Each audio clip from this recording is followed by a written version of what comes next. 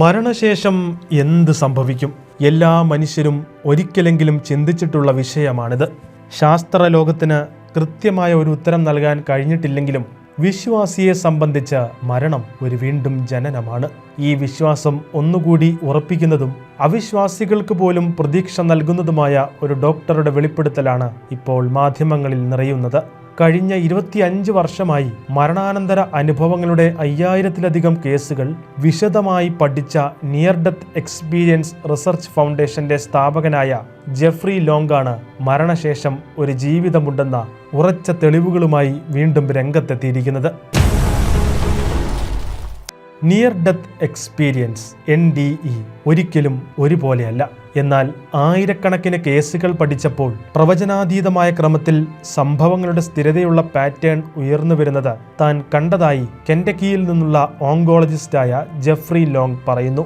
NDE ഉള്ളവരിൽ 45% പേരും ശരീരത്തിന് പുറത്തുള്ള അവരുടെ അനുഭവം പങ്കുവച്ചിട്ടുണ്ട്. ഒരു വ്യക്തിക്ക് തനിക്ക് ചുറ്റും എന്താണ് സംഭവിക്കുന്നതെന്ന് കാണാനും കേൾക്കാനും കഴിയും. ശരീരത്തിന് പുറത്തുള്ള അനുഭവത്തിന് ശേഷം അവർ മറ്റൊരു മണ്ഡലത്തിലേക്ക് കടന്നു പോകുന്നു. പലരും ഒരു തുരങ്കത്തിലൂടെ കടന്നു പോവുകയും ഒരു പ്രകാശം അനുഭവിക്കുകയും ചെയ്യുന്നു. തുടർന്ന് നേരത്തെ മരണമടഞ്ഞ തങ്ങളുടെ പ്രിയപ്പെട്ടവർ അവരെ സ്വാഗതം ചെയ്യുന്നു. മിക്ക ആളുകൾക്കും ഇതാണ് തങ്ങളുടെ യഥാർത്ഥ ഭവനം എന്ന് തോന്നുന്നതായി വെളിപ്പെടുത്തിയിട്ടുണ്ട്. മിസോറിയിൽ നിന്നുള്ള ഷാർലറ്റ് ഹോംസ് തൻ്റെ NDE അനുഭവം വിവരിക്കുന്നത് ഇപ്രകാരമാണ്. സ്ട്രോക്ക് ബാധിച്ച് 11 മിനിറ്റിനുള്ളിൽ അവൾ മരിച്ചു. നഴ്സിംഗ് സ്റ്റാഫ് അവളെ പുനരുജ്ജീവിപ്പിക്കുന്നതിനുള്ള ശ്രമങ്ങൾ നടത്തുന്നത് ശരീരത്തിന് പുറത്തുനിന്ന് അവൾ കണ്ടു.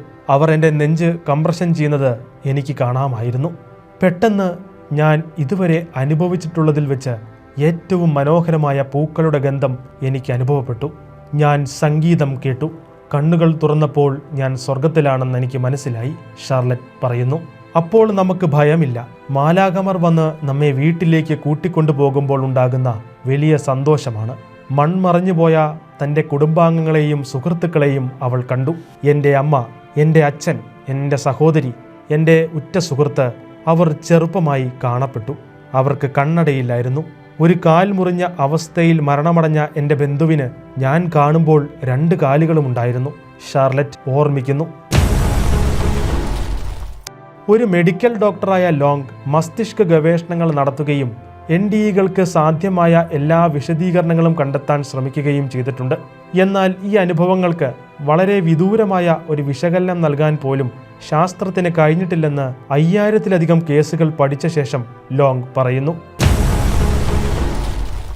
ബൈബിളിനെയും സ്വർഗം യഥാർത്ഥമാണെന്ന ആശയത്തെയും ശാസ്ത്രം സ്ഥിരീകരിക്കുന്നതായി മുമ്പ് നിരീശ്വരവാദിയായിരുന്ന ക്രിസ്ത്യൻ അപ്പോളജിസ്റ്റ് ലീ സ്ട്രോബെൽ പറയുന്നു.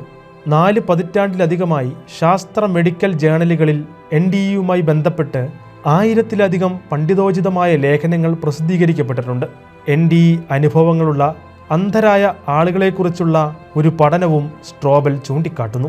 ഈ വ്യക്തികൾ വലിയ പ്രകാശവും തങ്ങളുടെ കുടുംബത്തിൽ നിന്ന് മരിച്ചുപോയവരെയും കണ്ടതായും തങ്ങളുടെ മൃതശരീരവും പ്രിയപ്പെട്ടവർ അതിനു ചുറ്റും നിൽക്കുന്നതായി ശരീരത്തിന് വെളിയിൽ നിന്ന് വീക്ഷിച്ചതായും രേഖപ്പെടുത്തിയിട്ടുണ്ട്. എന്നാൽ NDE അനുഭവത്തിന് ശേഷം ജീവിതത്തിലേക്ക് മടങ്ങി വരുമ്പോൾ അവർ അന്ധരായി തന്നെ തുടരുന്നതായും റിപ്പോർട്ടുകൾ ചൂണ്ടിക്കാട്ടുന്നു. NDE അനുഭവങ്ങൾ കേവലം ഭ്രമാത്മകത എന്ന് പറഞ്ഞ് തള്ളിക്കളയുന്ന നിരീശ്വരവാദികളുടെയും വിമർശകരുടെയും വായടപ്പിക്കുന്നതായിരുന്നു 2013 റിട്ടേൺ ടു ലൈഫ് എന്ന പുസ്തകം രചിച്ച Virginia university psychiatry professor Jim ടക്കറിന്റെ കണ്ടെത്തലുകൾ. മരിക്കുന്ന ഒരാളുടെ അവസ്ഥ ഒരിക്കലും ഫാന്റസികളോ ഭ്രമാത്മകതയോ ഉണ്ടാകാൻ സാധ്യതയുള്ള ശാരീരിക അവസ്ഥയിൽ ആയിരിക്കില്ല എന്നായിരുന്നു അദ്ദേഹത്തിന്റെ കണ്ടെത്തൽ. മരിക്കുന്ന ആളുകളുടെ മസ്തിഷ്കം അവരുടെ മേൽ ഫാന്റസികൾ, ഭ്രമാത്മകത സൃഷ്ടിക്കുന്നു എന്ന് പറയാൻ കഴിയില്ല.